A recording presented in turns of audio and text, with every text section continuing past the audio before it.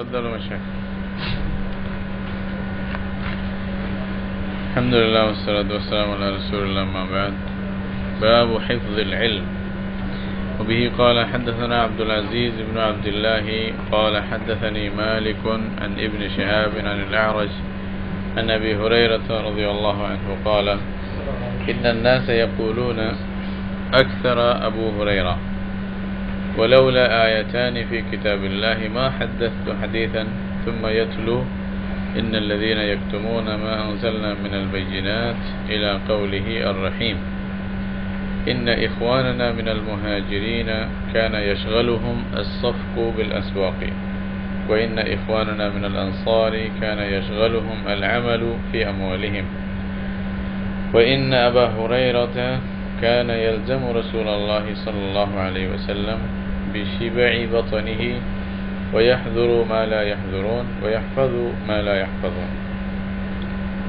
ইমাম বুখারী রাহমাতুল্লাহ আলাইহি কিতাবুল ইলম মানে ইলমের যে বিষয় সম্পর্কে উনি আলোচনা করতেছেন, যে কিতাব মানে চলতেছে, এখানে আরেকটি অধ্যায় নিয়ে আসছেন, যেটা শিরোনাম হলো হিফজুল ইলম, মানে ইলমকে করা, মুখস্থ করে রাখা। হেফজ মানে হেফাজত করে রাখা, অর্থাৎ এখানে হেফজ মানে কি অন্তরে ধারণ করা। তো এমনি হেফজ মানে একটা মানে কোনো একটা জিনিসকে সংরক্ষণ করা। তো সংরক্ষণ করা যেটা, এটা অনেক মাধ্যমে হতে পারে। এটা লেখার মাধ্যমে, কথার মাধ্যমে, অথবা স্মরণ রাখার মাধ্যমে, বিভিন্ন মাধ্যমে হতে পারে, এই যে বা পড়াপড়ের মাধ্যমে। এটা সব কিছু সংরক্ষণের বিভিন্ন সিস্টেম, বিভিন্ন নিয়ম আছে। মানে হেফজুল হাদিস, এখানে ইলম বলতে কোরআন এবং হাদিসের ইলম, এটাই, আর কিছু না। কোরআন তো আছে আল্লাহর ওয়াহি, আল্লাহর পক্ষ থেকে, আর কোরআনের ব্যাখ্যা হিসাবে হাদিস, রাসূলুল্লাহ সাল্লাল্লাহু আলাইহি ওয়াসাল্লামের সুন্নাত, এটাই। তো এখানে বিশেষভাবে হেফজুল ইলম, হেফজুল হাদিস বললে কোরআন হাদিস দুটোটাই চলে আসে। আমভাবে কোরআন হাদিসকে হেফাজত করা বা এটাকে মুখস্থ করা, অথবা রাসূলুল্লাহ সাল্লাল্লাহু আলাইহি ওয়াসাল্লামের হাদিসকে মুখস্থ করা। ইলম বলতে প্রথম হিসাবে বোঝা যাইতো, মানে কোরআন তো আছেই, কোরআন তো বলতেই হচ্ছে না, তো হাদিস এই ছিল ইলম তখনকার যুগে। অন্য কোনো ইলমের বেশি বিস্তার হয় নাই, যার কারণে হাদিসই বোঝা যাইতো।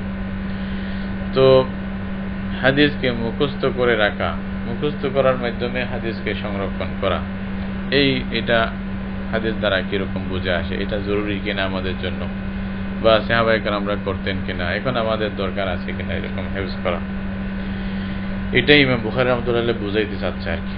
আসলে ইমাম বুখারী রাহমাতুল্লাহ আলাইহির যে কিতাবুল মানে সহিহুল বুখারীতে যে সমস্ত আবওয়াব উনি মানে একটা একটা করে শিরোনাম বাঁধছেন, এগুলা যদি সব আমরা দেখি একসাথে এক নজরে, তাহলে ইসলামের যে ব্যাপকতা, ইসলাম যে কত বড় একটা বিষয়, এটা মানুষের বুঝে আসে।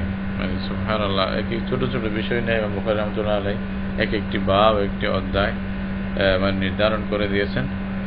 এটা থেকে বুঝে আসে। অনেক সময় এমনভাবে আছে যেটা দেখা যায় ইমাম বুখারী রাহমাতুল্লাহ আলাইহি একটা বাব শিরোনাম লিখছেন, কিন্তু ওখানে কোনো হাদিস নাই, আবার দেখা যায়, হ্যাঁ না, মানে হাদিস ছাড়া শুধু বাবটা লিখে দিচ্ছেন। এটা কেন? এটা হলো কি, উনি যেখানে আসছে যে এই বিষয়ে আসা দরকার, কিন্তু হয়তো এই বুখারী শরীফের মধ্যে হাদিস আনার যে একটা শর্ত ছিল, সেই শর্ত মতে উনি হাদিস পান নাই বিদায়, ওনার কাছে হাতে ছিল না বিদায় ওইখানে হাদিসটা আনেন নাই। এরকম অনেক সময় বয়াজ বলে, এটা একেবারে খালি ছাড়ি দিচ্ছে, বাব লিখছে, হাদিস এই শর্ত মতে নাই বিদায় আনেন নাই, অথচ সেম হাদিস অন্যান্য কিতাবে আছে, উনার নিজে বর্ণনা করছে অন্য কিতাবে, কিন্তু বুখারী শরীফে আনেন না, এরকমও হয়েছে। তাহলে খালি বাবটা আনলেন কেন? এটা হলো এটা ব্যাপকতা বোঝার জন্য, যে ইসলামের বিষয়গুলো কত বড়, মানে ইসলামটা কত বড় জিনিস, এটা যেন আমরা আমাদের সবাই বুঝে আসি।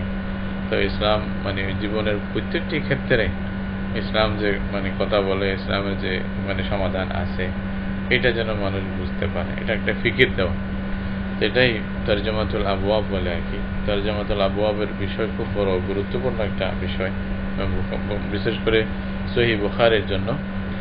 যে শিরোনামগুলো কিভাবে উনি আনছেন, এগুলোর ব্যাখ্যা কি, এটার জন্য শুধু ওনার শিরোনামগুলো নিয়ে অনেকে কিতাব লিখছে, শিরোনামগুলোর বিষয় নিয়ে তরজমাতুল আবওয়াব বলে। একটা কথা আছে, ফিকহুর রাজুলি ফি তরজমাতি আবওয়াবি, একটা মানুষ কতটুকু ফকিহ, কতটুকু জ্ঞানী, এটা বোঝার জন্য ওনার লেখার শিরোনাম দেখলেই বুঝে আসবে যে উনি কত বড় জ্ঞান। এটার মধ্যে সর্বপ্রথম যেটা দেখা যায়, কাজ করছে যে মানে ব্যাপকভাবে আলাদাভাবে মুস্তাকিলভাবে শাহ ওলিউল্লাহ মুহাদ্দিস দেহলভী রহমাতুল্লাহ আলাইহি তরজমাতুল আবওয়াবের কিছু কাজ করছে, উনি পুরা করেন নাই।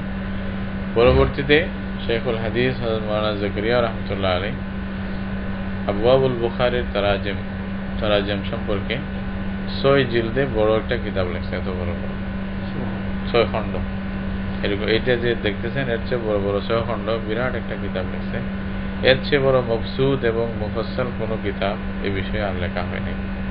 ওইটাই মানে শ্রেষ্ঠ এবং মানে সবাই শ্রেষ্ঠ, এই পর্যন্ত আর কেউ লেখেন নাই বিষয়ে, যেটা আপনাদের সামনে এখন সব জায়গায় পাওয়া যায়, আরব দেশ থেকেও প্রসারিত হয়েছে। সেদিন ইয়াতেও দেখলাম, ফারুক লাইব্রেরিতে একটা নুসখা দেখলাম, ওইটা তারাজিম আবওয়াবিল বুখারী, এটা অনেকে তালিক করছে, 6 খণ্ড বড় বড় করে সাবসে দেখলাম।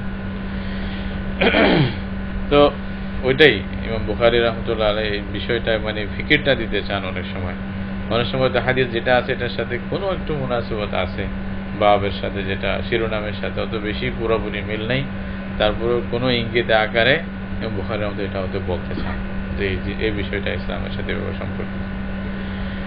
তো বলতেছেন আবু হুরায়রা রাদিয়াল্লাহু তাআলা আনহুর হাদিস, এখানে একটা শব্দ আসছে আনিল আ'রাজ আন আবি হুরায়রা।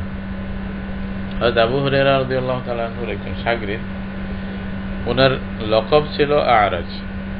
দেখেন এখানে হাদিসের মধ্যে আছে আনিল আ'রাজ আন আবি হুরায়রা, উনি আবু হুরায়রা রাদিয়াল্লাহু আনহু থেকে হাদিস বর্ণনা করতেছেন। ওনার নাম কিন্তু আ'রাজ ছিল না, তাহলে আ'রাজ মানে লংগড়া, লেঙ্গা আর কি। তো এটা কি হাদিসের মধ্যে বারবার আনিল আ'রাজ লেঙ্গা হযরত আবু হুরায়রা থেকে বর্ণনা করছে, কথা এরকম হলো না? তো আবু হুরায়রা শাগরিদ, উনি তাবেঈ, জারুল কদর তাবেঈ একজন, উনি বড় মুহাদ্দিস। তো ওনাকে লেঙ্গা বললে তো কথাটা কেমন হয়? এটা কি মানে বদনাম করা, গীবত করার মতো হবে না? যেটা মুহাদ্দিসিনে কেরাম এটা উত্তর দিয়েছে, যদি কারো লকব এরকম হয়, কোরআনে মানা আছে কিন্তু কি বলে তানাওয়াজু বিল আলকাব বিসাল ইসমুল ফুসুক বা'দাল ঈমান। হ্যাঁ, তো তোমরা মানে মানুষকে নিজের ইচ্ছা মতে বা উপহাস করার জন্য, কাউকে তিরস্কার করার জন্য তোমরা একটা লকব বানাই দিও না। হ্যাঁ, যেমন ফর এক্সাম্পল বোঝার জন্য বলতেছি, মানে ওই নকল কুফর নবাসত হিসাবে আমাদের বাবুনগর যখন পড়তাম না, তখন পাশে একজন লোক ছিল, ওকে কথা বলা শুরু করলে আর বন্ধ হইতো না, বুঝলেন? এরকম লোক মানে একবার সুযোগ পাইছে আর বন্ধ নেই, বলতেই আছে বলতে। তো পরে ছেলেরা ওনার নাম দিছে ক্যাসেট। মানে এখন ওর নাম কোথায় চলে গেছে, ক্যাসেট বললে সবাই বুঝে। তো এইভাবে মানে একটা হাস্যকর একটা বিষয় ছিল ওর নামে, মানে এইটা ফিট করে দেওয়া। তো অনেক সময় হয়তো কারো থেকে অতিষ্ঠ হয়ে এরকম একটা লকব হয়তো দিয়ে দেয়। এটা কিন্তু কোরআন মানা, কিন্তু কোরআন হাদিসে মানা, এরকম ভাবে খবরদার, এটা মানুষের দোষ আছে ঠিক। তোমরা একটা লকব মানুষকে দিয়ে দিও, ওলা তানাবাজু বিসাল ইসমুল ফুসুক বা'দাল ঈমান, এটা মানা আছে। কিন্তু তাহলে মুহাদ্দিসিনরা কেউ আ'রাজ ছাড়া কেউ চেনে না। তো এটা হলো জরুরত, এটা এমন একটা বিষয় ছিল, এটা উপহাস উদ্দেশ্য না, এটা ওনার এই সিফতটা ওনার সাথে এমনভাবে লাজেম হয়ে গেছে যে ওইটা না বললে ওনাকে পরিচয় পাওয়া যেত না, যার কারণে এরকম বলছে। তাহলে এটা এতটুকু হিসাবে ইজাজত আছে মুহাদ্দিসিনদের জন্য, এবং হাদিস রেজাল হাদিস রাসূল সাল্লাল্লাহু আলাইহি ওয়াসাল্লামের হাদিস পৌঁছানোর জন্য আর কি। তবে এটা আমভাবে এটা থেকে দলিল নেওয়া, এটা বলিয়েন না যে এটা তো তাহলে আমরাও করতে পারি, এটা যেন দলিল না নেওয়া হয়, জন্য বললাম আর কি। আবু হুরায়রা রাদিয়াল্লাহু তাআলা আনহু বলতেছেন যে ক্বালা ইন্নান নাসা ইয়াকুলুন, বলতেছে মানুষরা বলতে থাকে আকসারা আবু হুরায়রা, আবু হুরায়রা অনেক হাদিস বলছে, আকসারা মানে খুব বেশি বেশি বলছে। বলছে আরে বাবারে, আবু হুরায়রার কাছে হাদিসের অভাব নাই, সব বেশি বলে। তো বলছে যে এইটা একরকম ওনার কাছেও খারাপ লাগতেছে, খালি মানুষ বলছে আমি খালি হাদিস বেশি বলি আর কেউ বলে না। বলছে এরকম বলছে আমি কেন বলতেছি, যেন নিজের থেকে এটা দেফা করতেছে উনি। হয়তো কেউ একটা যেমন নাকি বলে না একটা ইলজাম দেওয়া, তুহমত দেওয়া, এরকমের কথা আর কি। খালি হাদিস এই বলতে থাকে, বলছে আমি কেন বেশি বললাম, এটার কারণ আছে, কোনো কারণ ছাড়া যে আমি বলছি তা নয়। কারণ কি, এইটা উনি বলতেছেন, ওয়ালাউলা আয়াতানি ফি কিতাবিল্লাহ, আল্লাহ রাব্বুল আলামিনের কিতাবে যদি দুইটি আয়াত না থাকতো, কোরআন শরীফের দুইটি আয়াত যদি না হতো, তাহলে আমি একটা হাদিসও বলতাম না। কত শক্ত করে কথাটা বলছে। রাসূলুল্লাহ সাল্লাল্লাহু আলাইহি ওয়াসাল্লামের একটা হাদিসও আমি কাউকে বলতাম না যদি কোরআনের দুইটি আয়াত না থাকতো। ওই আয়াতের কারণে আমি বলতে বাধ্য হয়ে গেছি। বাধ্য হয়েছে কি, যা জানি তা বলতে হয়েছে, আর উনি বেশি জানতেন। এটা অনেক হাদিসের মধ্যে আছে, আর কারণ আছে, এটা হাদিসে আসবে। তো এখন ওই যে বলতেছেন যে দুইটা আয়াতগুলা কি, সুম্মা ইয়াতলু, তারপর উনি তেলাওয়াত করলেন, ইন্নাল্লাযীনা ইয়াকতুমুনা মা আনজালনা মিনাল বায়্যিনাতি ওয়াল হুদা মিন বা'দি মা বায়্যানাহু লিন-নাসি বিল কিতাব উলাইকা ইয়ালআনুহুমুল্লাহু ওয়া ইয়ালআনুহুমুল লাঈনুন ইল্লাল্লাযীনা তাবু ওয়া আসলাহু ওয়া বায়্যানু ফাউলাইকা আতুবু আলাইহিম ওয়া আনা আত-তাওয়াবুর রাহিম। ঠিক না? এতটুকু এই দুইটা আয়াত সূরা বাকারার, এই দুইটি আয়াত, একটা 159 আর একটা 160। হ্যাঁ, এই দুইটি আয়াত, এই দুইটা আয়াত বলতেছে যদি এই দুইটা আয়াত না থাকতো তাহলে আমি রাসূলুল্লাহ সাল্লাল্লাহু আলাইহি ওয়াসাল্লামের একটি হাদিসও হয়তো বলতাম না, তোমাদেরকে শোনাইতাম না। তো বলছে এই দুইটা আয়াতে কি বলা হয়েছে, এই দুইটা আয়াত প্রথমে বুঝলে তাইলে তো আবু হুরায়রার দলিল কি বা ওয়াজহ কি এটা বুঝে আসবে রাদিয়াল্লাহু তাআলা আনহু। বলছে ইন্নাল্লাযীনা ইয়াকতুমুনা মা আনজালনা মিনাল বায়্যিনাত, আল্লাহ বলতেছেন যে নিশ্চয় ওই সমস্ত লোক যারা মানে গোপন করে, মা আনজালনা মিনাল বায়্যিনাত, যে সমস্ত স্পষ্ট দলিল আমি নাযিল করছি তোমাদের জন্য, কোরআন বা হাদিস যেগুলো আমি নাযিল করছি, এগুলা যারা স্পষ্টভাবে যেগুলো গোপন করে, ওয়াল হুদা আর হেদায়েত লিন-নাসি ফিল কিতাব উলাইকা ইয়ালআনুহুমুল্লাহ, এই সমস্ত লোকের উপর আল্লাহ লানত, ওয়া ইয়ালআনুহুমুল লাঈনুন, আর যারা লানতকারী সবাই তাদের উপরে লানত করবে। সত্য গোপন করা, জ্ঞানকে গোপন করা, রাসূলুল্লাহ সাল্লাল্লাহু আলাইহি ওয়াসাল্লামের পক্ষ থেকে কোনো জ্ঞান আসলে, হাদিস জানা থাকলে, ইচ্ছা বা মানে বিশেষ করে ইচ্ছা করে কোনো মসলেহত বা কোনো এইগুলার নামে সুবিধা বাদী মানে ওই যে এইরকম হয়, অর্থাৎ ওই সুবিধাভোগী হওয়া, অনেক সময় মানুষ এরকম হয়ে যায়, সুবিধাটাকে চিন্তা করে, সুবিধা মানে যেটাকে সুবিধা ওইটাই গ্রহণ করে, বাকি হয়তো হাদিস বললে হয়তো মানুষ তার ব্যাপারে একটা খারাপ ধারণা করতে পারে, বা তারাই আর কি, তারা মানুষ খারাপ হিসেবে খারাপ ধারণা করবে, এই জন্যই ওখানে মানে চুপ থাকলো, হাদিস বললো না, এরকম অনেকে করতে থাকে। বা সুযোগ আছে, স্পষ্ট মৌকা আছে, তারপরেও হাদিস রাসূলুল্লাহ সাল্লাল্লাহু আলাইহি ওয়াসাল্লামের কথা, দ্বীনি কথাবার্তা যারা গোপন করে, চুপ রাখে, বা এটা বলে না, ইচ্ছাকৃতভাবে লুকায়, তাদের ব্যাপারে বলা হয়।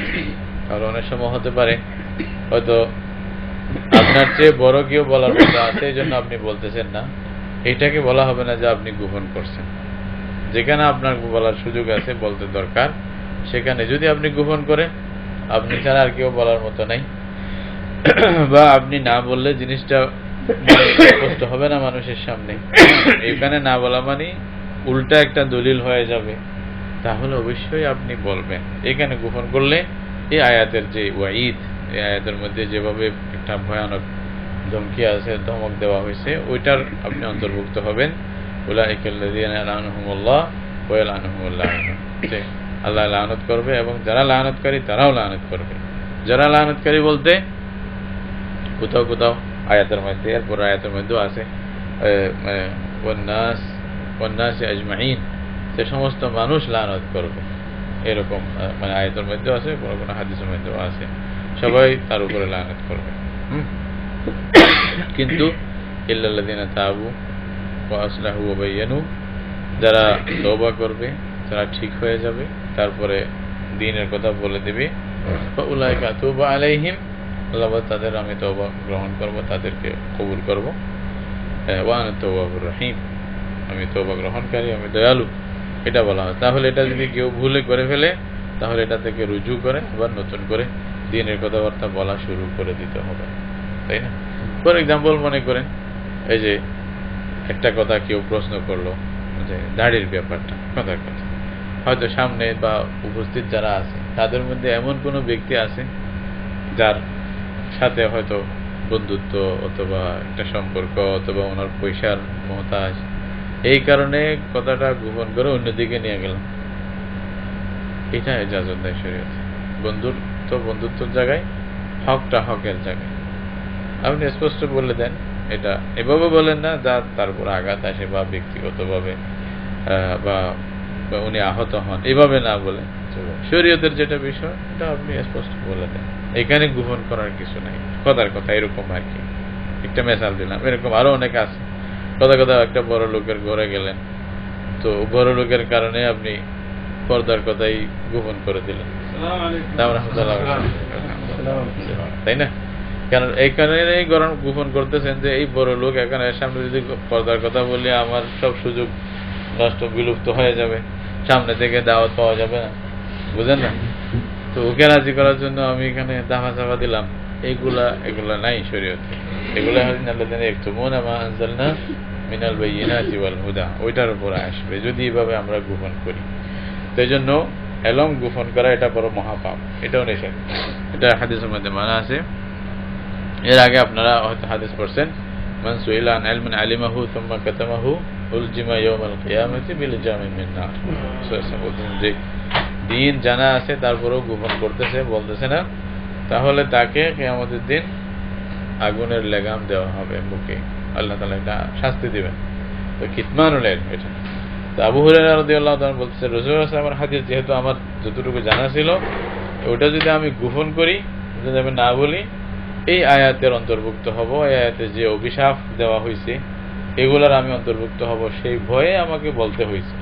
না হয়তো আমি একটা হাদিসও বলতাম না, আজকে তোমরা বলতে পারতাম না আবু হুরায়রা অনেক হাদিস বলছে, এইরকম বলে আমাকে এটা একটু দুঃখ করে বলছে আর কি, আমাকে একটা অপবাদ দিতে পারত না। আমি এই জন্যই বলছি যে আয়াতের মধ্যে আসির জন্য বলতে হয়েছে।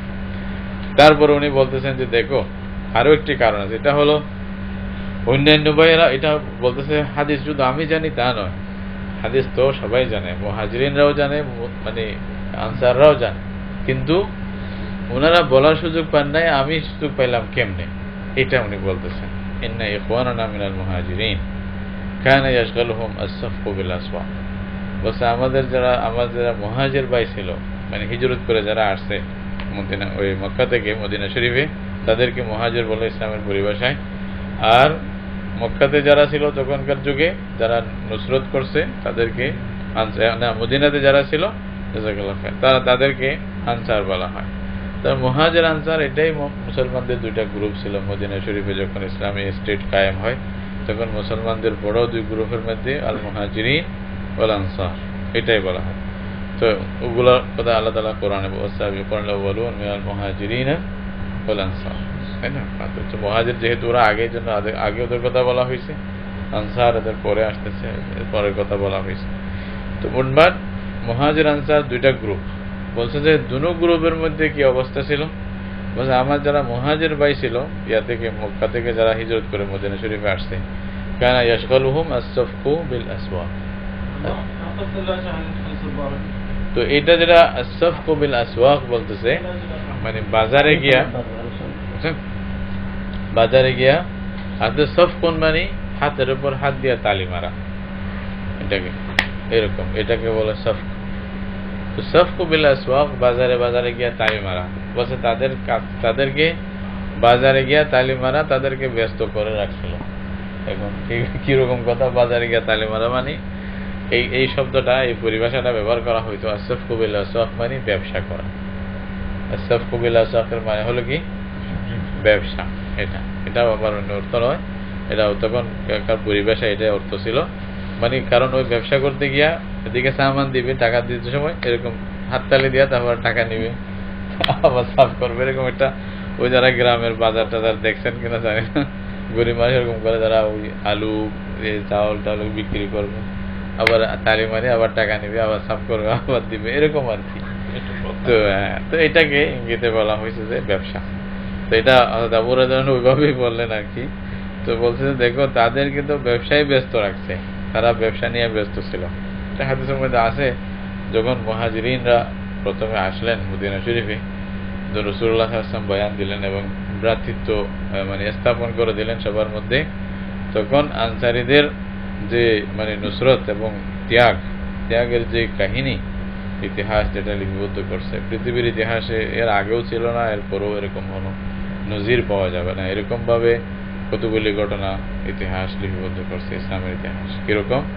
এক একজন নিজে ওই যে সাহাবীদেরকে বলছে যে মুহাজির ভাইদেরকে, আসো আমার কাছে 2টা বাগান আছে, যেটা তোমার ভালো লাগে এটা নিয়ে নাও, আরেকটা আমি রাখবো। এমনকি বলছে 2টা স্ত্রী আছে, তুমি দেখো যেটা সুন্দর লাগে বলো, আমি তালাক দেবো, তুমি বিয়ে করি। এরকম ত্যাগ এটা পৃথিবীর ইতিহাসে নাই, এটা স্পষ্ট কথা। কিন্তু ওদের ত্যাগের মানে জিনিসটাও আশ্চর্য, আবার এদের না নেওয়াটাও আরো আশ্চর্য। মুহাজির সাহাবীরা কেউ বলছে যে আল্লাহ তোমার মাল, তোমার মানে সবকিছুর মধ্যে বরকত দান করুক, তোমার হায়াতের মধ্যে তুমি আমাকে দুল্লানি আলা সুক, তুমি আমাকে বাজার দেখাই দাও, আমি ব্যবসা করব, এই নিয়ম কি এটা বলে দাও। তো ওনারা প্রায় ব্যবসায়ী ছিলেন আপনাকে দেখেই, তো ব্যবসার মধ্যে বেশি ব্যস্ত ছিলেন কারা? মুহাজিরিনরা। আনসারীরা কি করতেন? বলছে ওয়াইন্না ইখওয়ানুনা মিনাল আনসার, বলছে আমার আনসারী ভাইয়েরা কানা ইয়াশগালুহুম আল আমালু ফি আমওয়ালিহিম, তারা নিজের সম্পদ এগুলোর মধ্যে কাজে ব্যস্ত থাকতেন। কাজ মানে সম্পদ কিনে, তারা আসলে কৃষক ছিলেন বেশি, বিভিন্ন গার্ডেন ছিল তাদের, খেজুরের গার্ডেন, কারো কিছু অন্য গার্ডেন, এরকম ভাবে ফলমূল এগুলো, তো এগুলা মানে ক্ষেতের মধ্যে তারা বেশি ব্যস্ত থাকতো। বলছে আমার কিছু সাহাবীদের মধ্যে মুহাজিরিনরা তো ব্যবসা নিয়ে ব্যস্ত, আনসারীরা তাদের মানে ওই যে ক্ষেত এগুলা নিয়ে মানে ক্ষেত খামার নিয়ে ব্যস্ত। তাহলে ওরা বেশি হাদিস বয়ান করার সময় কোথায় পাইছে? তা আবু হুরায়রা কেমনে পাইলো? বলতে আবু হুরায়রা কোনোটাতে ছিল না। আবু হুরায়রা না ব্যবসায়ী ছিল, না ক্ষেত খামারে ছিল, দুটোটা থেকে আলাদা। সুবহানাল্লাহ। কি বলছে? ওয়া ইন্না আবু হুরায়রা কানা ইয়ালজামু রাসূলুল্লাহ সাল্লাল্লাহু আলাইহি ওয়াসাল্লাম, বিষবে এই বতনি, বিষবে এই বতনি মানে নিজের পেট ফুরাইয়ে রাসূলুল্লাহর কাছে থাকতো। পেট ফুরাই থাকতো, এটা বুঝছেন তো? পেট ফুরাই থাকতো মানে রাসূলুল্লাহর কাছে থাকতে থাকতে পেট ফুরাই দিত, এত আরাম, এতক্ষণ সময় দিত আল্লাহ রাসূলের কাছে। এটা বুঝে যান। তো বলছে আর ওয়াহযুরু মা লা ইয়াহযুরুন, তারা যেভাবে উপস্থিত থাকতো না তার চেয়ে বেশি আবু হুরায়রা উপস্থিত থাকতো। ওয়াহফাযু মা লা ইয়াহফাযুন, আর আবু হুরায়রা অনেক কিছু মুখস্থ করতো যা তারা মুখস্থ করতে পারতেন না বা করতেন না, এগুলো আবু হুরায়রা বেশি মুখস্থ করতো। এই কারণেই আবু হুরায়রাকে বেশি বেশি হাদিস বয়ান করতে হয়তো তোমরা দেখছো, এটা আর কিছু কারণ ছিল না। তাহলে হাদিস থেকে আমরা বুঝতে পারি হাদিস রাসূলুল্লাহ সাল্লাল্লাহু আলাইহি ওয়াসাল্লামের হাদিস সবাই মুখস্থ করতেন। এই যে ওয়াহফাযু মা লা ইয়াহফাযুন মানে এখানে মুখস্থ করতেন না এটা বলতেছেন না, মানে আবু হুরায়রার মতো করতেন না, করতেন অবশ্যই, আবু হুরায়রার মতো বেশি করতেন না। তাহলে সব হাদিসরাই, সব সাহাবীরাই রাসূলুল্লাহ সাল্লাল্লাহু আলাইহি ওয়াসাল্লামের হাদিস কিছু না কিছু মুখস্থ অবশ্যই করতেন এবং মনে রাখতেন, এটা বারবার রটতেন, আবার পরস্পরের মধ্যে এটা চর্চা করতেন এবং এটা বেশি করে বলার চেষ্টাও করতেন অন্যের মাধ্যমে। তারপরে এই বাবের মধ্যে আরেকটা হাদিস আসছে, যেটা হলো وبه قال حدثنا أحمد بن أبي بكر قال أبو مصعب قال حدثنا محمد بن إبراهيم بن دينار عن ابن أبي ذئب عن سعيد المقبوري عن أبي هريرة رضي الله عنه قال قلت يا رسول الله إني أسمع منك حديثا كثيرا أنساه قال أبسط رداءك فبسطته قال فغرف بيديه ثم قال ضمه فضممته فما نسيت شيئا بعده. وبه قال حدثنا إبراهيم المنذري قال حدثنا ابن أبي فديك بهذا أو قال غرف بيده فيه. দেখেন এখানে যেটা বলতেছে এটা হলো তাও আবু হুরায়রা রাদিয়াল্লাহু তাআলা আনহু থেকে বর্ণিত। হযরত আবু হুরায়রা রাদিয়াল্লাহু তাআলা আনহু বলতেছেন যে আমি রাসূলুল্লাহ সাল্লাল্লাহু আলাইহি ওয়াসাল্লামকে বললাম। এই হাদিস দ্বারাই আপনারা বুঝতে পারবেন যে আবু হুরায়রা রাদিয়াল্লাহু আনহু কেন রাসূলুল্লাহ সাল্লাল্লাহু আলাইহি ওয়াসাল্লামের হাদিস বেশি জানতেন, কেন, এটার কারণ কি, বা বেশি মুখস্থ করতে পারলেন, এটার মানে স্পষ্ট কারণে হাদিসে বর্ণনা আছে। বলতেছে কুলতু ইয়া রাসূলুল্লাহ, আমি বললাম আল্লাহ রাসূল, ইন্নী আসমাউ মিনকা হাদিসান কাসীরান, আমি আপনার থেকে অনেক হাদিস শুনি, অনেক সময় যখনই আপনি কথা বলেন যেগুলো সব শুনি, কাসীরান আনসাহু, আবার আমি ভুলেও যাই, মানে সবকিছু মনে থাকে না। অনেক সময় হাদিস শুনি, অনেক হাদিস শুনি, অনেক কিছু আবার ভুলেও যাই। তাহলে এখন কি করব আমি? অর্থাৎ এটা মানে কি এমন কিছু ব্যবস্থা আছে নাকি যেন আমি ভুলি না? না ভুলিয়ে আবার সবকিছু আমাকে থাকবে, যা মনে মানে আপনার হাদিস শুনবো ওগুলো মনে থাকবে। ক্বালা উবসুত রিদাক, তো হযরত রাসূলুল্লাহ সাল্লাল্লাহু আলাইহি ওয়াসাল্লাম বললেন, তাহলে তোমার চাদর একটু বিছাই দাও, চাদর বিছাই দাও। চাদর বিছাই দিতে বলছে, তখন আবু হুরায়রা এই সুযোগ পাইছে, চাদর বিছাই দিয়েছে তাড়াতাড়ি। তো রাসূলুল্লাহ সাল্লাল্লাহু আলাইহি ওয়াসাল্লাম ফাগারাফা বিয়াদাইহি, রাসূলুল্লাহ সাল্লাল্লাহু আলাইহি ওয়াসাল্লাম এভাবে দুই হাত দিয়া এভাবে এখানে রাখছে, চাদরের মধ্যে দুই হাত দিয়ে একটা মানে পুশ করে এখানে রাখছে। সুম্মা ক্বালা যুম্মাহু, বলছে আবু হুরায়রা এটাকে নিয়ে সিনায় লাগাও, মিলাস। তারপরে ক্বালা ফাযামামতু, আবু হুরায়রা বলছে যে তারপর আমি ওটা নিয়ে সিনায় লাগাইলাম। রাসূলুল্লাহ সাল্লাল্লাহু আলাইহি ওয়াসাল্লাম বলছে ফামা নাসিতু শাইআন বা'দ, সুবহানাল্লাহ, এরপরে আমি আমার জীবনে একটি হাদিসও ভুলি নাই। আল্লাহ রাসূল মানে কি হবে, কিন্তু এটা পরে যদি কেউ আসে বলতে ইয়া রাসূলুল্লাহ আমাকে দেন, তো রাসূলুল্লাহ সাল্লাল্লাহু আলাইহি ওয়াসাল্লাম বলতেন সাবাকাকা আবু হুরায়রা, ঠিক আছে, এটা আবু হুরায়রা নিয়ে গেছে, এখন তো আর চলবে না। এক এক সময় আসে আল্লাহ তাআলা নবীদের মাধ্যমে কি যে হয়। এই যে এটা হাদিস, এটার দ্বারা আবু হুরায়রা কিভাবে এরপরে উনি একটা হাদিসও বলেন নাই, তাহলে এই বৈশিষ্ট্য যেটা উনি পাইছেন এটা হচ্ছে সাহাবায়ে কেরামদের মধ্যে অন্য কেউ পান নাই, যার কারণে আজকে আমরা হাদিসের পৃষ্ঠা উল্টাইলেই আবু হুরায়রা আবু হুরায়রা আবু হুরায়রা আবু হুরায়রা। আল্লাহ তাআলা মানে এমন মর্তবা দিয়েছেন, এই আবু হুরায়রার জায়গাতে আমরা আছি বর্তমানে, এটা জানা আছে নাকি? আবু হুরায়রা রাদিয়াল্লাহু তাআলা আনহু হযরত ওমরের পক্ষ থেকে বাহরাইনের গভর্নর ছিলেন। এই বাহরাইনে উনি গভর্নর ছিলেন, উনি রাজা ছিলেন বাহরাইনের জন্য, ফুল বাহরাইনের জন্য শাসক ছিলেন আবু হুরায়রা রাদিয়াল্লাহু তাআলা। তখন যখন ভালো ভালো খানা খাইতেন তখন বলতেন যে বাহ বাহ আবু হুরায়রা, এটা আছে হাদিসের মধ্যে। বলছে ওহ কি মজা আবু হুরায়রা, কত শখে আছো, বলছে তোমার সাথীরা দুনিয়াতে না খেয়ে আখিরাতের জন্য সব রাখিয়া গেছে, আর তুমি দুনিয়াতে খাচ্ছ, এটা বলতেন অনেক সময়। হাদিসের মধ্যে আছে এগুলো রাদিয়াল্লাহু তাআলা। সাহাবীরা আসলে দুনিয়াকে কি মনে করতেন, কোনো জিনিসই না। তো এই কারণে আবু হুরায়রা বেশি মুখস্থ করতেন। আসলে এটা এই যে এখানে যেটা আছে রাসূলুল্লাহ সাল্লাল্লাহু আলাইহি ওয়াসাল্লামের এটা মুজিজা ছিল রাসূলুল্লাহ সাল্লাল্লাহু আলাইহি ওয়াসাল্লামের পক্ষ থেকে আবু হুরায়রা রাদিয়াল্লাহু আনহুর জন্য, তো উনি এটা হাসিল করছিলেন, এটা বড় সৌভাগ্য ওনার জীবনের জন্য আর কি। এরকম হয়তো সবাই এরকম করতে পারেননি। তারপরে হাদিসে দেখেন আবু হুরায়রার হাদিস যা যা রাসূলুল্লাহ সাল্লাল্লাহু আলাইহি ওয়াসাল্লামের হাদিস ছিল সবগুলিকে বর্ণনা করছেন নাকি কিছু বর্ণনা করেন না, এরকমও আছে। দেখেন وزبي قال حدثنا إسماعيل قال حدثني أخي عن ابن أبي ذئب عن سعيد المقبوري عن أبي هريرة رضي الله تعالى عنه قال حفظت من رسول الله صلى الله عليه وسلم وعاءين فأما أحدهما فبثثته وأما الآخر فلو بثثته قطع هذا البلعوم।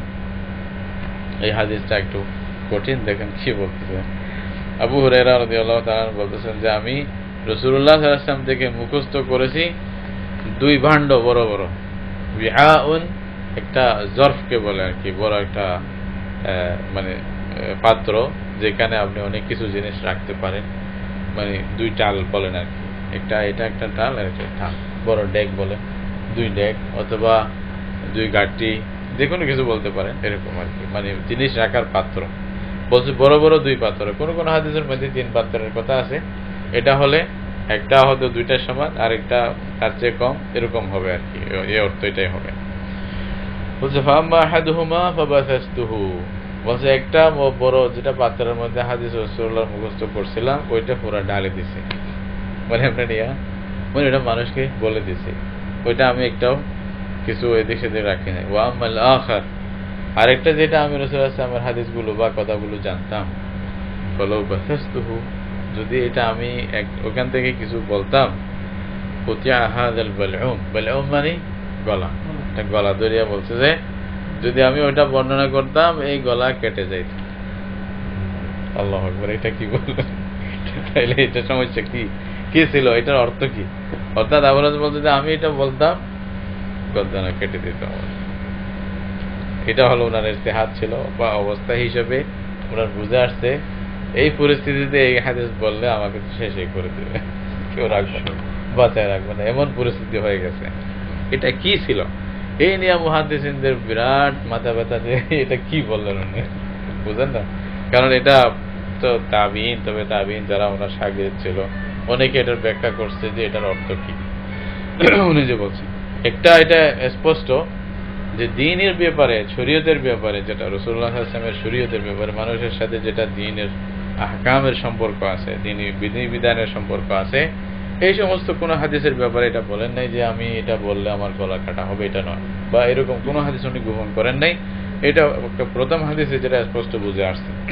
প্রথম হাদিস উনি বলছে যে আল্লাহর কিতাবের আয়াত না হলে আমি একটা হাদিসও বলতাম না, আয়াতের কারণে আমাকে বলতেই হয়েছে, যা হয়তো গোপন করা যাবে না, এটা স্পষ্ট শরীয়তের বিধিবিধান। তাহলে যেটা উনি বলেন নাই বলতেছেন, যা বললে একটা সমস্যা হতো বলতেছেন, ওইটা হলো ওই সমস্ত হাদিস যেগুলোর সম্পর্ক হয়তো শরীয়তের ডাইরেক্ট বিধিবিধানের সাথে ছিল না, বরঞ্চ এটা কি ছিল, হয়তো প্রাসঙ্গিক কিছু বিষয় ছিল। কোনো মনে করেন হাকেম, এক জমানায় এমন আসবে যে বড় বড় হাকেমরা হবে, দিন থেকে দূরে চলে যাবে, হয়তো মানে মুসলমানদের মধ্যে ইখতিলাফাত হবে, বা রাজা বাদশাদের বিষয়, বিভিন্ন ফিতনার বিষয় যেটা উম্মতের মধ্যে আসতে পারে সময়ে, এরকম কিছু জিনিস রাসূল সাল্লাল্লাহু আলাইহি ওয়াসাল্লাম থেকে হয়তো উনি জানতেন, যেগুলা হয়তো তখনকার পরিস্থিতি হিসাবে উনি বলতে পারেন নাই, যে পরিস্থিতি ছিল। এটা হলো কি পরবর্তীতে হযরত ওসমান রাদিয়াল্লাহু আনহুর পরে যে মুসলমানদের মধ্যে একটা বিশৃঙ্খলার একরকম অবস্থা ছিল, সাহাবায়ে, এটা সবাই জানে, মুশাজারাতে সাহাবা, হযরত আলী, হযরত তালহা একদিকে, এরা একদিকে, ওরা, এরকম অনেক ঘটনা হয়েছিল। হযরত আবু হুরায়রা রাদিয়াল্লাহু আনহু নিজে হযরত আলী রাদিয়াল্লাহু আনহুর পক্ষে থাকতেন, এরকম ওয়াকিয়ার মধ্যে লেখা আছে যে উনি মানে হযরত আলী এবং হযরত মুআবিয়া দুইজনের মধ্যে যুদ্ধ হয়েছিল। পরে প্রথম হয়েছিল হযরত আলী এবং হযরত আয়েশা, হযরত তালহা, এদের মাধ্যমে যুদ্ধ, এদের মানে যেটা জঙ্গে জামাল বলতেছে। তবে হযরত আলী এক পক্ষে, হযরত আয়েশা, হযরত তালহা আরো সাহাবীরা তারা এক পক্ষে যুদ্ধ ছিল। এরপরে আবার একটা সিফিনের ঘটনা ছিল, ওইটার মধ্যে যে মুসলমানদের মধ্যে এক পক্ষে হযরত মুআবিয়া রাদিয়াল্লাহু আনহু, আর এক পক্ষে হযরত আলী রাদিয়াল্লাহু আনহু। তখন হযরত আবু হুরায়রা রাদিয়াল্লাহু আনহু তখনও ছিলেন, হযরত মুআবিয়া রাদিয়াল্লাহু আনহুর বিপক্ষে, হযরত আলীর পক্ষে উনি ছিলেন যুদ্ধ করার জন্য, প্রয়োজনে যুদ্ধ করব আলীর পক্ষ হয়ে। কিন্তু যুদ্ধ তো করতেন, কিন্তু আবার রাত্রে খানা খাওয়ার সময় হযরত মুআবিয়া রাদিয়াল্লাহু আনহুর পাশে আসিয়া বসতেন, বুঝছেন কে? আবু হুরায়রা রাদিয়াল্লাহু আনহু। তো হযরত মুআবিয়া রাদিয়াল্লাহু আনহু উনাকে বলছেন যে আবু হুরায়রা, তোমার আমি অবস্থা বুঝি না। বলছে কি? তুমি আমার বিরুদ্ধে যুদ্ধ করো আলীর পক্ষ হয়ে, আবার খাওয়ার সময় আমার পাশে বলছে আপনার খানাটা একটু মজা হয়, এজন্য এখানে চলে আসি। কি মহব্বত ছিল আসলে, কত সহজ ছিল। তো তখন জিজ্ঞাসা করছে, তাহলে তো যুদ্ধ যে আমার বিরুদ্ধে করতেছ? বলছে যে তো বলছে যে এই যুদ্ধের মধ্যে আমি আপনাকে না আলীকে হক মনে করি, তাহলে আলীকে হক মনে করলে আমি আলীর পক্ষে যাইতে হবে। যুদ্ধ তো আপনার পক্ষে করতে পারে না, তো আপনি আবার ইজতিহাদি হয়তো ভুল হতে পারে, আপনাকে আবার বাতিলও মনে করে না, তার কারণে আপনার পাশাপাশি খানা খাচ্ছে, আমি চাই মিলে যান। অনেক সাহাবীরা চাই। আবু হুরায়রা রাদিয়াল্লাহু তাআলা আনহু রাসূলুল্লাহ সাল্লাল্লাহু আলাইহি ওয়াসাল্লামের কতগুলি হাদিসের কারণে মানে ফিতনার ব্যাপারে যেগুলো জানতেন, তো উনি আল্লাহর কাছে দোয়া করছিলেন যে আল্লাহ 60-এর আগে আমাকে দুনিয়া থেকে নিয়ে যাও, 60 বছর। ইমারাতুস সুফাহা এরকম হাদিসের মধ্যে আছে, সিদ্দিনের কথা আছে, বলছে 60-এর পরে যে কি হবে, কিরকম ফিতনা হবে তোমরা এটা জানো না। 60-এর পরে হলো ইয়াজিদ ইবনে মুআবিয়া, উনি হলেন মানে এই খলিফা ছিলেন আর কি 2 বছরের জন্য। পরে তারপরে তো আরো যা হয়েছে, হযরত হুসাইন রাদিয়াল্লাহু আনহু শহীদ হয়ে গেলেন পরে, যেগুলো ঘটনা হলো ইসলামের মধ্যে। তো উনি চাইতেছেন যে ওইটার আগে আল্লাহ আমাকে দুনিয়া থেকে নিয়ে যাও। আল্লাহ তাআলা কবুল করছে, ও আগেই চলে গেছে দুনিয়া থেকে, ওফাত হয়ে গেছে। তো এই সমস্ত থেকে বুঝে আসে, তো ওনার যেটা আরেকটা বলতেছে দ্বিতীয় আরেক ভাণ্ড, যেটা আমি বলি নাই, বললে আমার গলা কাটা হতো, এটা হলো ফিতনা, অথবা বিভিন্ন বাদশা বা রাজা বাদশা যারা আসবে, হাকিম শাসক যারা আসবে, তাদের মধ্যে হয়তো তাদের ব্যাপারে রাসূলুল্লাহ কিছু ইঙ্গিত ছিল, যেটা উনি হয়তো ইশারায় কোনো কোনো সময় বলছেন, স্পষ্ট বলেন নাই। আর এটা শরীয়তের এমন কোনো বিষয় ছিল না যেটার উপরে শরীয়তের কোনো হুকুম বা বিধিবিধান নির্ভর করে, এই জন্য ওগুলা বলতে বেশি প্রয়োজন মনে করেন নাই আর কি। হয়তো জানতেন, কিন্তু এটা শরীয়তের সাথে বেশি সম্পর্ক ছিল না বিধায় হয়তো এগুলো বলেন না। বাকি যেটা শরীর বিধিবিধানের সাথে সম্পর্ক, ওইটা স্পষ্ট বলে দিয়েছেন। ওইটা একটা হাদিস উনি গোপন করেন না, ওইটা আগে আর পরের কথা দ্বারা বোঝা আসে। তাহলে আবু হুরায়রা কত কিছু জানতেন রাসূল সাল্লাল্লাহু আলাইহি ওয়াসাল্লাম থেকে। এখানে আবার কেউ এটা মনে করেন না যে শিয়ারা যেভাবে বলে যে রাসূলুল্লাহ সাল্লাল্লাহু আলাইহি ওয়াসাল্লামের মানে হাদিস বা কোরআনের মধ্যে আরো মানে কোরআনের আরো 2 ভাগের 1 ভাগ নাকি কোরআনে আসছে, 2 ভাগ রয়ে গেছে। ওই ভাগ নাকি হযরত আলীর মাধ্যমে ইমামের সিনা থেকে সিনা হয়ে তাদের ইমামের কাছে আসে। বুঝেন না, সেভাবে সিনার মধ্যে নকল হইতে হইতে এই পর্যন্ত আসছে। এটা এমন গোপন কিছু না, যা শরীয়ত আছে তাই বাস এটা। তবে মারিফত মানে শরীয়তকে বোঝানোর জন্য যদি আপনি এরকম কিছু রহস্য বা কিছু বেশি বুঝ আপনার থাকে, আপনি বুঝাইতে পারেন, এটা ভিন্ন জিনিস। আসলে এটা আল্লাহ তাআলার দান হয় কিছু, মানে শরীয়তের কথা যেটা আছে, মানে যেটা টেক্সট যেটা দিছে কোরআনে অথবা হাদিসে, ওইটাই আপনার জিনিস মূল। কিন্তু ওইটা কেউ বেশি বুঝবে, কেউ কম বুঝবে, তাই না? যেমন নাকি এই যে ইবনে খালদুন রাহমাতুল্লাহ আলাইহি, উনি আবু হানিফা রাহমাতুল্লাহ আলাইহির প্রশংসা করতে গিয়া বলছে, যদিও কথাটা ভুল আর কি, মানে যেটা অঙ্ক দিয়েছে ওটা ভুল, কিন্তু কথাটা এভাবে বলছে, আবু হানিফার মধ্যে এত বিচক্ষণ, এত জহিন মানুষ উম্মতের মধ্যে, এত দুর্দান্ত ব্যক্তি বলছে আমি আর দেখি নাই। কিরকম? 17টা হাদিস থেকে 11 লাখ মশলা বর্ণনা করছে। বলছে আবু হুরায়রা 17টা না, আবু হুরায়রা না গিয়া আবু হানিফা রাহমাতুল্লাহ আলাইহি, বলছে আবু হানিফা রাহমাতুল্লাহ আলাইহি মানে 17টা হাদিস থেকে, অথচ আবু হানিফা 17টা হাদিস, এটা ভুল কথা, মিথ্যা কথা, এটা ঠিক না। হয়তো উনি বড় মত তখনকার একটা এরকম ইয়া ছিল, অনেকে বলছে আবু হানিফা রাহমাতুল্লাহ আলাইহি হাদিস জানতেন না বা হাদিস নিয়ে চর্চা করতেন না, এভাবে অনেকেই বলতো আর কি। ওই কথার পরিপ্রেক্ষিতে হয়তো বলছে, কিন্তু প্রশংসা করতে গিয়া বলছে যে এত কম হাদিস থেকে এতগুলি মশলা বয়ান করছে, তাহলে কি বুঝছিল ওনার? তো এরকম ভাবে যেমন নাকি ইমাম ইবনে দাকিকুল ঈদ এটা বলতেছেন, বড় ইমাম, উনি একটা হাদিস বলছে এই হাদিস থেকে ইবনে দাকিকুল মুহাদ্দিস আর কি 350 মশলা বর্ণনা করছে একটা হাদিস থেকে, শুধু একটা হাদিস থেকে। কত বড় ইমাম, মুসলিম শরীফের ব্যাখ্যা লাগছে উনি, তাহলে এদের কি অবস্থা ছিল বুঝেন না? তো আবু হানিফা রাহমাতুল্লাহর কথা তো খায়র, এটা তো ভিন্ন আছেই ওদের কথা। আর রাসূল সাল্লাল্লাহু আলাইহি ওয়াসাল্লাম হাদিসে বলছে ওইরকম কি মান ইয়াদরাল্লাহু ইমরান সামিআ মিন্না মাকালান ফাবাল্লাগাহু কামা সামিআ ফারুব্বা মুবাল্লিগিন আওআ মিন সামিআ। রাসূল সাল্লাল্লাহু আলাইহি ওয়াসাল্লাম বলছে হাদিস পৌঁছাও, যার কাছে পৌঁছাচ্ছ, হয়তো অনেক সময় এমন হবে যার কাছে হাদিসটা পৌঁছানো হয়েছে, যে পৌঁছাইতেছে তার চেয়ে উনি অনেক বেশি জানে, এটা হইতে পারে। অর্থাৎ উস্তাদের চেয়ে শাগিরিদ অনেক বেশি হয়তো বুঝতেছে জিনিসটা, তাড়াতাড়ি বুঝে আসছে ওনার, হয়তো ওনার বুঝে আসে না। যিনি বলতেছে ওনার বুঝে আসে নাই, যাকে বলছে সে তার চেয়ে বেশি বুঝছে, এরকম হতে পারে। তো এরকম দান আল্লাহ তাআলা কাউকে দিতে পারেন। কারো হয়তো জেহেন এত বেশি তেজ, মেজাজ এত বেশি ভালো, মানে শোনার সাথে সাথে সবকিছু বুঝতে পারে, আজ করতে পারে। কিন্তু সবার পক্ষে হয়তো এটা সম্ভব না। এরকম কিছু সরা ব্যাখ্যা হতে পারে, এমন না যে গোপন আলাদা কিছু কোরআন হাদিসের বাইরে কিছু জিনিস গোপন রাখছে, এটা একজনের কাছ থেকে একজনে আসবে, ওনার ওই মাধ্যমে আনবে বা ওইটার ভিত্তিতে করবে, এটা মিথ্যা কথা, এটা না। এরকম কিছু গোপন রাখা হয় না শরীয়তে। এই অর্থে কোনো মারিফতি কিছু নাই আসলে, যেটা মানুষ বলতেছে। এমনি আল মারিফা মানে কি? আল্লাহর পরিচয় লাভ করা। মারিফা যেটা এল মারিফা দুটোটা একই শব্দ, এরকম বলেন মারিফত বলে।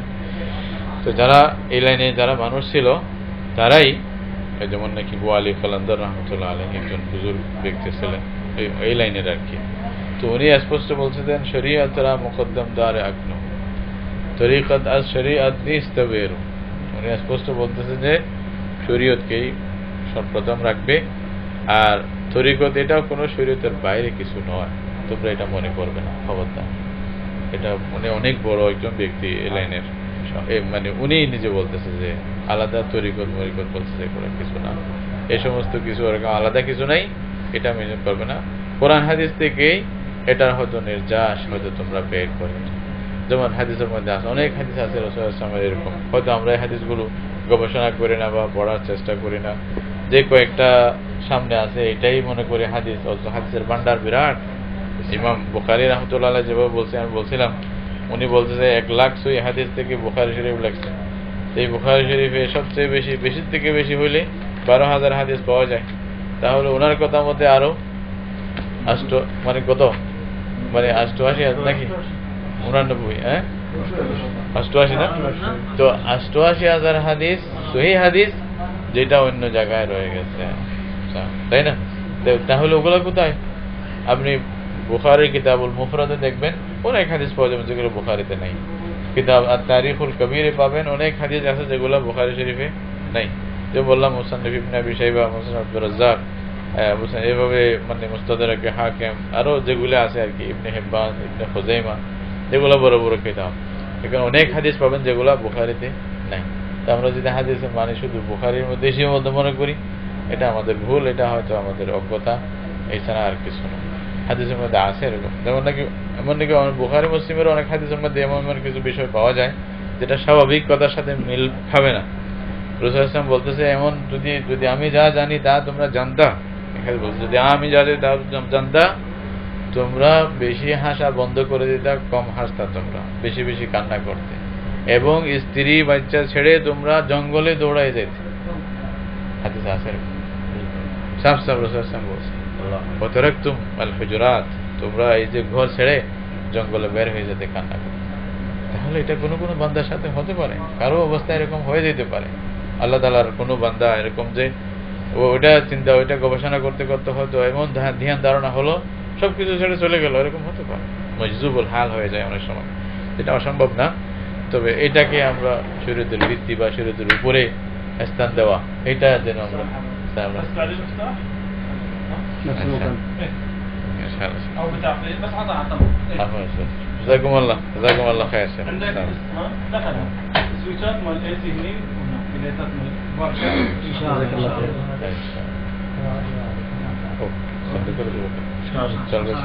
আচ্ছা, তাহলে এটাই তো, এই হিসাবেই আসলে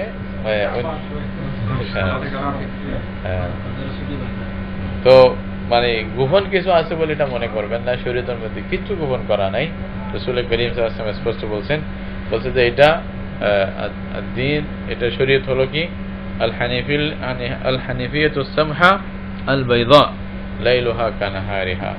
আল্লাহ রাসূল বলছে এটা রাতও দিনের মতো স্পষ্ট। এই দিনের প্রত্যেকটা জিনিস খোলা। রাসূল সাল্লাল্লাহু আলাইহি ওয়াসাল্লামের জীবন একটা খোলা কিতাবের মতো। এখানে আপনি যেখানে এই পৃষ্ঠা উল্টাইতে যান আপনি পারবেন, কোনো গোপনীয়তা রাখা হয় নাই। এখানে নিষিদ্ধ বলে কিচ্ছু নাই আল্লাহ রসুলের জীবনে, কিন্তু কোনো ব্যক্তির জীবন এভাবে থাকে না, অনেক গোপনীয় থাকে যেগুলো জানলে আমরা হয়তো এটা, কিন্তু রাসূলুল্লাহ সাল্লাল্লাহু আলাইহি ওয়াসাল্লামের এটা বৈশিষ্ট্য পৃথিবীতে বা আম্বিয়া কেরামের এরকম ছিল। বিশেষ করে রাসূলুল্লাহ সাল্লাল্লাহু আলাইহি ওয়াসাল্লামের জীবনের প্রত্যেকটি পৃষ্ঠা আপনি উল্টাইতে পারেন, দেখতে পারেন কি আছে, দিনে যা করছে রাত্রে যা করছে সব সবার সামনে স্পষ্ট। এই হলো দিন, এটা এই রাসূলুল্লাহ সাল্লাল্লাহু আলাইহি ওয়াসাল্লাম এই দিন আমাদের কাছে রেখে গেছে। বা এর বাইরে কিছু আছে বলে মনে করলে এটা রাসূলুল্লাহ সাল্লাল্লাহু আলাইহি ওয়াসাল্লামের ব্যাপারে আমাদের ধারণা ঠিক হবে না। ইমাম মালিক রাহমাতুল্লাহ আলাইহি বলছেন এটাই, যারা বিদআত করে, বিদআতের উপরে সবসময় মানে মানে অনড় অবস্থা হিসেবে থাকে, নড়তে চায় না, তারা বলছে ভিতরে ভিতরে এটাই মানে মনে করে যে রাসূলুল্লাহ সাল্লাল্লাহু আলাইহি ওয়াসাল্লাম রিসালাতের ব্যাপারে খেয়ানত করছে, অনেক কিছু গোপন করছে, এটাই তাদের ধারণা। তাদের ঈমান আনা দরকার। এটা যে বিদআতের উপরে থাকার কোনো অবকাশ নেই। কেন? আমরা দিন আছে, শরীয়ত আছে, সবকিছু স্পষ্ট আছে। কোরআন হাদিসের সাথে মিললে মানবো, না মানলে মানবো না, এটাই আমাদের শরীয়ত। আমরা রাসূলুল্লাহ সাল্লাল্লাহু আলাইহি ওয়াসাল্লামকে মানি, সমস্ত মুরব্বীদেরকে আমরা সম্মান করি, আলেমদেরকে সম্মান করি, তাদের কথা, তাদের তাহকিক, তাদের মেহনত আমাদের মাথার উপরে। কিন্তু এখানে শরীয়তের বিধান দেওয়ার মালিক একমাত্র কে? রাসূলুল্লাহ সাল্লাল্লাহু আলাইহি ওয়াসাল্লাম। রাসূলুল্লাহ সাল্লাল্লাহু আলাইহি ওয়াসাল্লাম আল্লাহর পক্ষ থেকে দিবে, ওনার কথাই সবাই, উনি অনুসরণীয়, উনি মানবে। ওনার কথা যে কেউ বলুক আমাদের মাথার উপরে, সবাই সম্মানিত। এই হলো আমাদের ফিকহ। তার আরেকটা হাদিস বলি, এটা হলো বাবুল ইনসাতিল উলামা। এটা আরেকটা বাব, একটা হাদিস ওখানে আনছে ইমাম বুখারী রাহমাতুল্লাহ আলাইহি, পরে আরেকটা বাব আসছে লম্বা। এখানে বলছে যে আলেমরা যখন বলবে তখন আপনি চুপ থাকবেন। এটা তালেব ইলমদের জন্য বিরাট একটি নসিহত, একটি আদব শিক্ষা, যে আমরা ইলমের মজলিসে বসলে তখন কিভাবে থাকা দরকার। সাহাবায়ে কেরাম হাদিসের মধ্যে আছে রাসূলুল্লাহ সাল্লাল্লাহু আলাইহি ওয়াসাল্লামের মজলিসে যখন সাহাবায়ে কেরাম বসতেন, কান্না আলা রুউসিহিম আত-তায়র, মানে এর চেয়ে সুন্দর ভাষা ছিল কিনা আল্লাহ জানে এটা পরিস্থিতিটা বলার জন্য। মানে কি অবস্থা আপনি মানে একটু চিন্তা করেন, কোন একটা পাখি কারো মাথায় কখন বসবে, একটু চিন্তা করেন। আবার মানে একটা পাখি নির্ভয়ে আসিয়া মাথার উপরে বসবে কখন, অবস্থাটা কেমন হলে। রাসূলুল্লাহ সাল্লাল্লাহু আলাইহি ওয়াসাল্লামের সাহাবীরা রাসূলুল্লাহ সাল্লাল্লাহু আলাইহি ওয়াসাল্লামের মজলিসে বসতেন এমন ভাবে যেন তাদের মাথায় পাখি বসে আছে। আল্লাহু আকবার, এমন ভাষা বলতে যেটা একেবারে হদ করে দিয়েছে, মানে সীমা, বাস শেষ সীমায় পৌঁছে গেছে। প্রশংসা কিভাবে করতে হয়, আল্লাহু আকবার, এর চেয়ে বড় ভাষা দিয়ে কিছু বলতে পারে আমার বিশ্বাস হয় না। এত সুন্দর বলতে পারছে, বলছে কান্না আলা রুউসিহিম আত-তায়র। এইভাবেই আল্লাহ রসুলের সামনে, রাসূলুল্লাহ সাল্লাল্লাহু আলাইহি ওয়াসাল্লামের সামনে সাহাবীরা বসতেন। এত আদব, এত ইহতিরাম, এত মানে নিজে চুপ থাকতেন, রাসূলুল্লাহ সাল্লাল্লাহু আলাইহি ওয়াসাল্লাম কি বলতেছে ওইদিকে মানে তাকানো। كما حدثنا حجاج قال حدثنا شعبة قال أخبرني علي بن المدرك عن أبي زرعة عن جرير رضي الله تعالى عنه أن النبي صلى الله عليه وسلم قال له في حجة الوداع استنصت الناس فقال لا ترجعوا بعدي كفارا يضرب بعضكم رقاب بعض। এখানে হযরত জরীর ইবনে আব্দুল্লাহ আল বাজালি রাদিয়াল্লাহু তাআলা আনহু, এই সাহাবী, উনি আসলে রাসূলুল্লাহ সাল্লাল্লাহু আলাইহি ওয়াসাল্লামের খুব প্রিয় একজন সাহাবী ছিলেন। কে? হযরত জরীর রাদিয়াল্লাহু তাআলা আনহু। উনাকে ইউসুফ হাযিহিল উম্মাহ বলা হতো। এই উম্মতের মধ্যে ইউসুফ আলাইহিস সালাম তো সুন্দর, মানে ছোটা রাসূলুল্লাহ খুব মানে প্রিয় সাহাবীদের মধ্যে একজন হযরত জরীর রাদিয়াল্লাহু তাআলা আনহু। তো উনি বলতেছেন যে রাসূলুল্লাহ সাল্লাল্লাহু আলাইহি ওয়াসাল্লাম হজ্জাতুল ওয়াদার মধ্যে আমাকে বললেন ইস্তানসিতিন নাসা, মানুষকে চুপ করাও। অর্থাৎ অনেক মানুষ ছিল, প্রায় লক্ষাধিক মানুষ ছিল, লাখের চেয়ে বেশি। তো বলছে যে মানুষকে চুপ করো, আমি কথা বলবো। এই যে ইনসাত লিল উলামা, এখানে ইমাম বুখারী রাহমাতুল্লাহ যদিও বা হাদিসটা মানে খাস রাসূলের সামনের সাথে বিশেষ, কিন্তু উনি এখান থেকে ইজতিহাদ করে বের করতেছে এটা আলেমরা যদি কথা বলে তাহলে যারা শুনবে তারা যেন চুপ থাকে, এইভাবে শিরোনামটা আনতেছে। মানে ওখান থেকে মানে অনুসরণীয় বিষয় এগুলো এভাবে আসতেছে আর কি, এটাকে ইজতিহাদ বলতেছে। এবং বুখারী রাহমাতুল্লাহ বলছে যে উলামাদের জন্য কথা চুপ থাকা এটা কিরকম। তো উনি মানুষকে চুপ করালেন, তারপরে ফাকাল লা তারজিউ বা'দি কুফারান ইয়াদরিবু বা'দুকুম রিকাবা বা'দ। বলতেছেন তখন রাসূলুল্লাহ সাল্লাল্লাহু আলাইহি ওয়াসাল্লাম বললেন যে তোমরা আমার পরে কাফের হয়ে যাও না। এখানে কাফের মানে এখানে কুফরুন দুনা কুফরিন একটা বিষয় আছে। এখানে কাফের মানে যে দুনিয়া দিন থেকে সরে গেছে এটা নয়, এটা মানে কি অন্তত অস্বীকারের কিছু না কিছু পাওয়া গেছে এই জন্য কুফর বলতেছে। যেমন নাকি ইচ্ছা করে কেউ নামাজ না পড়ে নাকি কুফর বলা হয়েছে, কিন্তু তাই বলে কি খারিজ আনিল মিল্লাহ হয়ে যাবে এরকম নয়, দিন থেকে সরে যাবে, যে মানে অমুসলিম হয়ে যাবে, মুশরিক হয়ে যাবে এরকম নয়। তো এটা আর কি ইয়াদরিবু বা'দুকুম রিকাবা বা'দ, অর্থাৎ পরে যেটা হাদিস মানে ব্যাখ্যা করতেছে রাসূল সাল্লাল্লাহু আলাইহি ওয়াসাল্লাম যেভাবে, এটাই হলো কি কুফর, এটা বোঝাচ্ছে আর কি। অর্থাৎ ইয়াদরিবু বা'দুকুম রিকাবা বা'দ, একে অপরকে তোমরা হত্যা করবে, তোমার পরে পরের জানের দুশমন হয়ে যাবে, এরকম যেন না হোক, খবরদার। আমার পরে তোমরা কেউ পরে জানের দুশমন হবে না, একজন আরেকজনের গর্দান মেরে দেবে না, কেউ অন্যকে হত্যা করবে না, এরকম করিও না। এটা কারণ এটা করলে এটা মানে কাফেরদের মতো অবস্থা হয়ে গেল তোমাদের, আল্লাহর শুকরিয়া করলা না, তার শুকরি করলাম। এবং এরকম ভাবে একজন হত্যা করা এটা একটা কুফরি কাজ, এইটা রাসূল সাল্লাল্লাহু আলাইহি ওয়াসাল্লাম বুঝাইলেন আর কি। এই হাদিসে এই যে ইমাম বুখারী রাহমাতুল্লাহ, এটা লম্বা হাদিস না, অন্য হাদিসের মধ্যে আসে। এইখানে যে ইমাম বুখারী রাহমাতুল্লাহ আলাইহি মানে বললেন ইনসাত, এটার মধ্যে আসলে উলামায়ে কেরাম অনেক মানে কথা, দু একটা আমি আপনাকে শোনাইতেছি। হাফিজ ইবনে হাজার রাহমাতুল্লাহ আলাইহি বলতেছেন, বলে সুফিয়ান সাউরি আরো অনেকে যারা আছে বলছে আউয়ালুল ইলমি আল ইস্তিমা, জ্ঞানের প্রথম জিনিস কি? শোনা। সুম্মাল ইনসাত, তারপরে কি করা? চুপ থাকা। তারপরে মুখস্থ করা। সুম্মাল আমাল সুম্মাল নাশর, তারপরে কাজ করবেন, তারপরে এটা প্রচার করবেন। একটা তরতিব বলতে কি সুন্দর করে সুফিয়ান সাউরি। কিন্তু ইমাম আসমাঈ এখানে আরেকটা ওনার থেকে মনকুল আছে কি তাকদীমুল ইনসাত আলাল ইস্তিমা। উনি বলছে কি মানে প্রথমে শোনা না, শোনার আগে চুপ থাক। এখন চুপ না থাকলে শুনবেন কেমনে? কথা কথা আপনি যদি চুপ না হন তাহলে শোনাই যাবে না ভালো করে। সেই জন্য যদি ওখানে বলা হয়েছে উদ্দেশ্য এটাই, তাহলে প্রথম কাজ হলো কি, মুহাদ্দিস থেকে যা শুনবেন বা আলেম থেকে যা শুনবেন, মুরব্বী থেকে যা শুনবেন, এটা চুপচাপ তাকে শোনা। দুটোটা একসাথে হয়ে যায়, এই জন্য কেউ একটা আগে বলে একটা পরে বলে, উদ্দেশ্য একটা, মানে চুপ থেকে শোনা। যেমন কোরআনে বলছে ওয়াইদা কুরিআল কোরআন ফাসতামিউ লাহু ওয়া আনসিতু।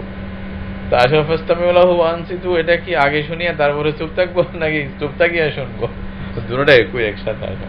তো এই হিসাবে বলছে আর কি এখানে, ওই যে সুফিয়ান সৌরি রাদিয়াল্লাহু আনহু ওইভাবেই বলছেন।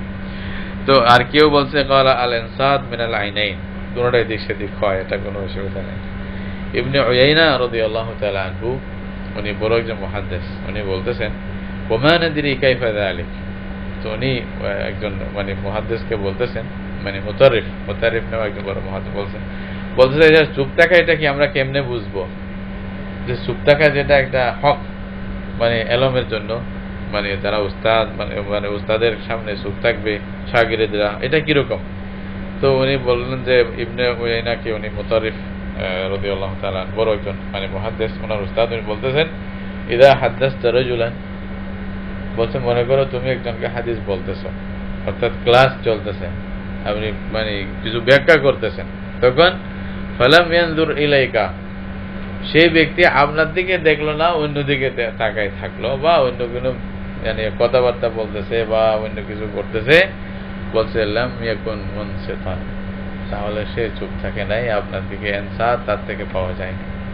আল্লাহু আকবার। তাহলে আদব মানে যেটা একটা মজলিসের কত বেশি, এইভাবেই হয়। তাহলে এইটাও যদি দ্বীনের একটা অংশ না হয়তো, এবং বুখারী রাহমাতুল্লাহ আলাইহি এখানে এটা বিশেষভাবে একটা শিরোনাম বাঁধিয়ে আমাদেরকে বলতেন না হাদিসগুলো, এটা আদব রক্ষা করা দরকার, এই জন্য এখানে। কিন্তু আমার আফসোস হয়, খায়ের এটা আমাদের দেশে আলহামদুলিল্লাহ তারপরে এখন অনেক আদব দেখা যায়, অনেক বড়। এই দেশে অনেক সময় দেখি মানে মসজিদে যখন বয়ান হয় দেখা যায় একজন ওইখানে, একজন ওইখানে, একজন ওইখানে, হ্যাঁ, কর্নারে কর্নারে বসে আছে, আর সামনে দুইজন আছে কি নাই, উনি বলতে আছে আর কথা বলতেছে। এগুলো আসলে মজলিসের আদব না, সৌন্দর্য না, এটা দেখা যায় না যে এটা একটা আদব। আমি মানে তাদের তনকিদ করতেছি না, যেটা হাদিস থেকে যেটা বোঝা যায় বা সালাফ থেকে যেটা নিয়ম ছিল, তরিকা ছিল, ওইটাই। এমনকি ওরা বলতো সবাই কাছে আসে সুন্দর করে বসা, এটা ইনসাত হয় না, গুরুত্ব বুঝে আসে না যে আপনি এটা শরীয়ত শুনতে যাচ্ছেন বা কিছু বলতে চাচ্ছেন, যার কারণে এটা ফায়দা এরকম হয় না, এই সমস্ত দরজের ফায়দা বেশি হয় না, কারণ সেভাবে গুরুত্ব দিয়ে আমরা শুনিও না আসলে। তাহলে বোঝা গেল যেহেতু শরীয়তের বিষয় আমাদেরকে গুরুত্ব দিয়ে শোনা দরকার। আপনারা হয়তো হেদায়া, যেটা আলী আল মুরগিনানি রহমতুল্লাহ আলাইহি একটা কিতাব লেখছেন, এটা মানে এই যে আদাবুল মুতাআল্লিমিন, মানে এই যে যারা শিক্ষার্থীদের বিভিন্ন আদব এবং তাদের শিষ্টাচার কি হওয়া দরকার, এই সমস্ত ব্যাপারে যে কিতাব লেখছেন উনি, ওই কিতাবের মধ্যে বলছেন একটা কথা যদি একবার শোনার পরে যেই মানে গুরুত্ব হয়েছে, 100 বারের পরে যদি সেরকম গুরুত্ব না থাকে তাহলে তোমার কাছে এলম আসবে না। আল্লাহু আকবার। মানে কি বলছে এটা আমি শুনছি, এই যে খতিব আজম রহমতুল্লাহ আলাইহি ছিলেন, উনি বলেন তখন একেবারে মানে মনে করেন একজন ওনার শাগিরদের মধ্যে কেউ আর কি ওয়াজ করতেছে, এইভাবেই বসতেন যেন ছোট বয়সের জীবনে যেন শুনে নেই, সেভাবেই শুনে থাকতেন কথাগুলো। আসলে ছিল উস্তাদদের মধ্যে, আমাদের মুরব্বীদের মধ্যে এগুলো ছিল, আদবগুলি রক্ষা করা হয়েছিল, যার কারণে এলম বিস্তার হয়েছে, সেভাবে এলম পাইছে। আজকে আমাদের মধ্যে সে আদবও নেই, সে তারপরেও যা আছে আলহামদুলিল্লাহ, আল্লাহ তাআলা আরো বাড়াই দেখ সবাইকে, আল্লাহ সবাই কবুল করুক ইনশাআল্লাহ, এলমের সহি ওয়ারিস আমাদেরকে বানাও। আলহামদুলিল্লাহ, জাযাকুমুল্লাহ।